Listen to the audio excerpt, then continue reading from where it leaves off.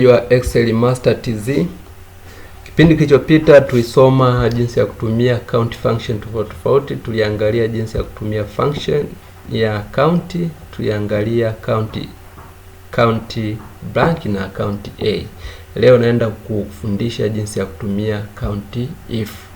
Kwenye formula yako yote ile ya function ukishakutana na neno if, inamaanisha kuna condition au criteria fulani ambazo natakiwa uzimiti kwenye ile range yako.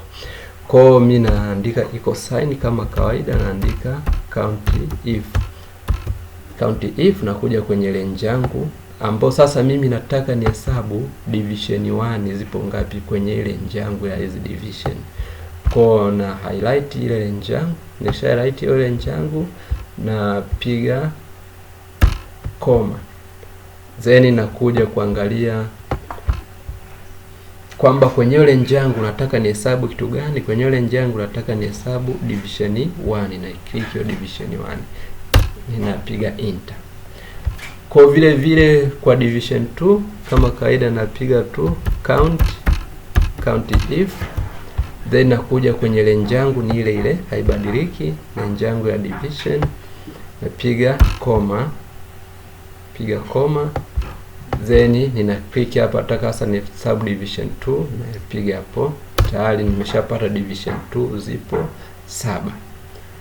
Kwa ndugu mfuatiliaji wa channel yetu, unaweza ukatafuta hizi zingine zilizobaki kwa kutumia logic hiyo uliyoelekezwa, lakini pia ili usihangaike kama una vitu vingi, unaweza ukaandika tu formula moja ambayo hapa tulioiandika. Baada ya kuandika formula moja, ili upate division 2 zipo ngapi, 4 zipo ngapi, 0 zipo ngapi, unaweza tu ukadragi kwa hizo cell nyingine zilizobaki, una drag tu kama kawaida, una drag hapa ili uweze kupata hizo zingine.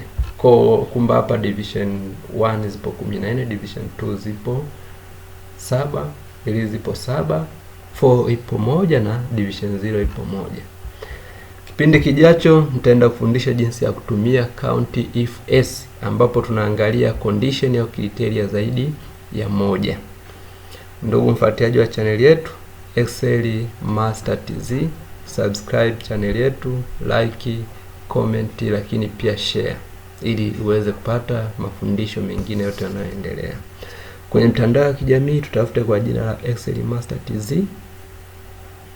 Kwa website tutafute kwa www.excelmastertz.com. Asante sana ndugu mfuatiliaji wa Excel Master TZ, karibu tena kwenye kipindi kinachoendelea. Asante sana.